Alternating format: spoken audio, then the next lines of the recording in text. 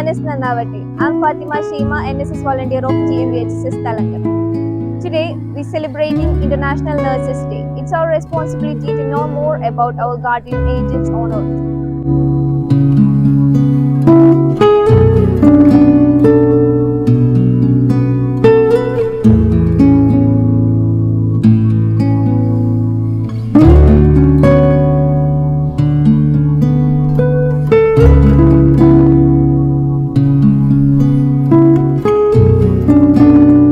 അപ്പോൾ ഞങ്ങൾക്ക് ചോദിക്കാനുള്ളതെന്ന് വെച്ചാൽ നിങ്ങൾ കുറേ കാലമായിട്ട് ഇതിൽ എക്സ്പീരിയൻസ് ചെയ്യുന്ന ആളാണ്, നേഴ്സായിട്ട് കുറേ പേഷ്യൻസിനെ കാണുന്ന ആളാണ്.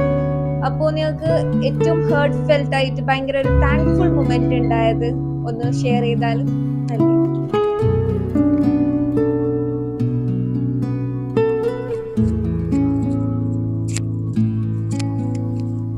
നമുക്ക് കോവിഡ് സമയത്ത് നമ്മൾ ഡ്യൂട്ടി എടുക്കുന്ന സമയത്ത് ആദ്യം തന്നെ എല്ലാവരും വീട്ടിലിരിക്കുന്ന സമയത്തായിരുന്നു നമ്മളെല്ലാവരും കുടുംബം ഉപേക്ഷിച്ചിട്ടെന്ന് തന്നെ പറയാം. എല്ലാവരും അവരുടെ വീട് വിട്ട് ഓരോ കോവിഡ് സെന്റർ തുടങ്ങിയപ്പോൾ എല്ലാവരും തന്നെ അവിടെ ഡ്യൂട്ടി എടുക്കേണ്ടി വന്നു.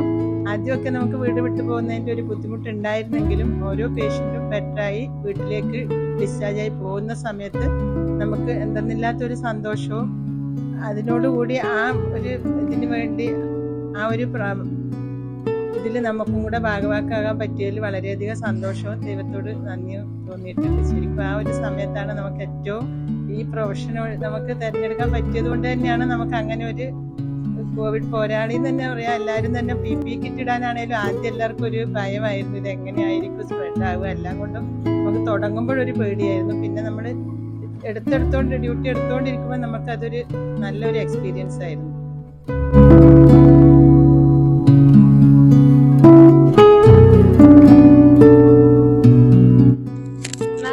ഇപ്പോൾ കോവിഡ് ടെസ്റ്റ് ചെയ്യാൻ വരുന്ന പേഷ്യൻസ് ഒക്കെ ഭയങ്കര നെർവസ് ആയിരിക്കും. അതുപോരാണ്ട് അവർക്ക് കുറേ ഡൗട്ട്സും ഉണ്ടാവും. പിന്നെ നിങ്ങൾക്ക് നിങ്ങളുടെ സുരക്ഷയും നോക്കണം. അപ്പൊ നിങ്ങൾ എങ്ങനെയാണ് അത് മെയിൻറ്റെയിൻ ചെയ്തത്? നമുക്കും ആദ്യം ഈ PPE കിറ്റ് ഇടുമ്പോഴും അത് ഊരുമ്പോഴും ഒക്കെ നമ്മൾ ഫസ്റ്റ് ഡ്യൂട്ടി എടുക്കുന്നവർക്ക് എല്ലാം കൊണ്ടും ഒരു ഭയം ഞങ്ങൾക്കും ഉണ്ടായിരുന്നെങ്കിലും നമുക്ക് ആ ഒരു സമയത്ത് പേഷ്യൻസ് വരുമ്പോഴും അവർ കുടുംബത്തിൽ നിന്നെല്ലാം വിട്ട് പേഷ്യൻറ്റിനെ നമ്മളെടുത്ത് കൊണ്ടാക്കിയിട്ട് അവർ പോകുന്ന ഒരവസ്ഥയായിരുന്നു. അവർക്കൊന്ന് കാണാനും പറ്റില്ല. അപ്പോൾ പേഷ്യൻസ് ഭയങ്കര നെർവസ് ആയിരുന്നു. അന്നേരം അവർക്ക് പിന്നെ നമ്മളൊരു കുടുംബം പോലെയായിരുന്നു അന്നേരം. അവരോട് നമ്മൾ അവർ കുറേ ദിവസങ്ങളായിട്ട് പേഷ്യൻറ്റ് നമ്മളെടുത്ത് തന്നെ ആയിരിക്കും. അവരെല്ലാം പറഞ്ഞ് സമാധാനിപ്പിച്ചിട്ട് അവർക്ക് സന്തോഷമായിരുന്നു. പിന്നെ ഫുഡൊക്കെ അവർക്ക് അവിടെ നിന്ന് തന്നെ വിട്ട് പിന്നെ നമ്മൾ അവർ ഡിസ്ചാർജ് ആയി പോകുമ്പം ഇത് തന്നെ ആ ഒരു എക്സ്പീരിയൻസ് അവർ ഡിസ്ചാർജ് ആയി പോകുമ്പോഴുള്ള ആ ഒരു സന്തോഷം അത് ഒരു എന്തെന്നില്ലാത്തൊരു അനുഭവം തന്നെയായിരുന്നു.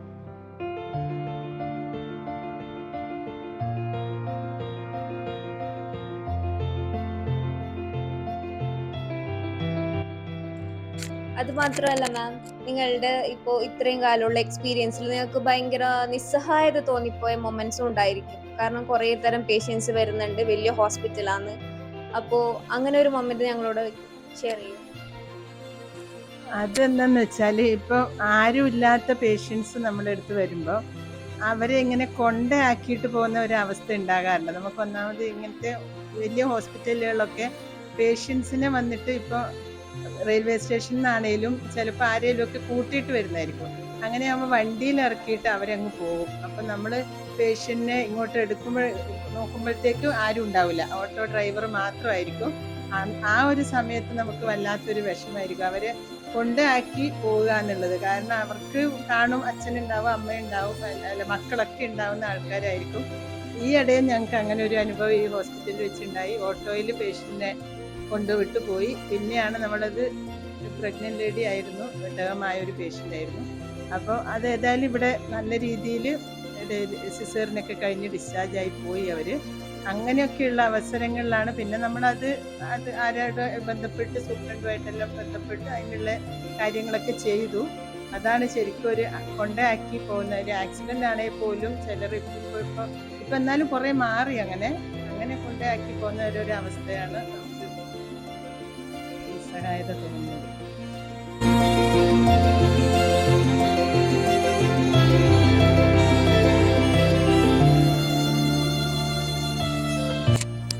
അത് മാത്രമല്ല മാം, ഇപ്പോൾ മാമിന്റെ പേഴ്സണൽ എക്സ്പീരിയൻസ് വെച്ച് പറയുകയാണെങ്കിൽ മാമിന് പേഴ്സണലായിട്ട് അത്രയും ഇങ്ങനെ ഒരു പേഷ്യന്റിനെ കണ്ട് ഭയങ്കര സങ്കടം തോന്നിപ്പോയി എന്ന് പറയാൻ പറ്റുന്ന അങ്ങനെ എന്തെങ്കിലും അനുഭവം ഉണ്ടായിട്ടുണ്ടോ?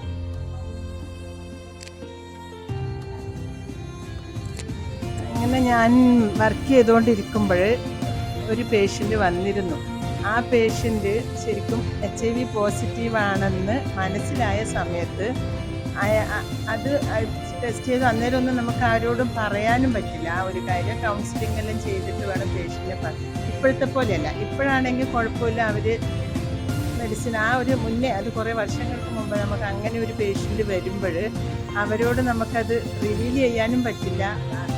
അത് നമുക്ക് പറയാനും അവരുടെ കുടുംബക്കാരും ആക്സെപ്റ്റ് ചെയ്യില്ല.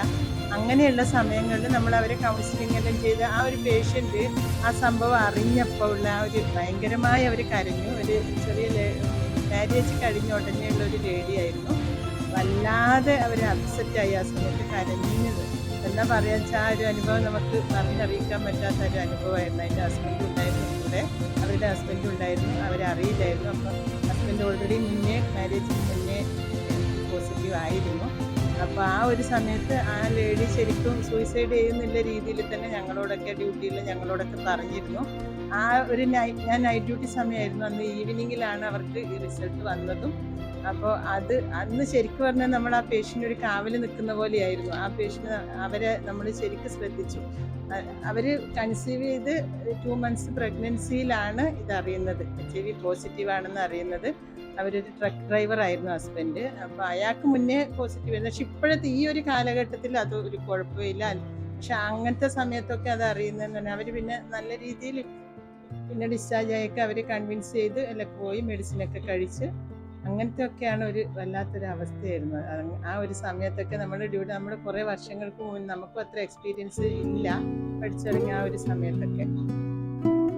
Ma'am thank you. അപ്പോൾ മാം ഞങ്ങളുമായിട്ട് സഹകരിച്ചതിനു ഞങ്ങൾക്ക് വേണ്ട ഇൻഫോർമേഷൻസ് കുറേ അറിവ് മാം ഇങ്ങോട്ടേക്ക് തന്നു. അതുകൊണ്ട് ഞങ്ങൾ എൻ്റെയും NSS വോളണ്ടിയേഴ്സിൻ്റെയും പേരിൽ ഞാൻ നന്ദി അറിയിച്ചുകൊള്ളു. Thank you ma'am.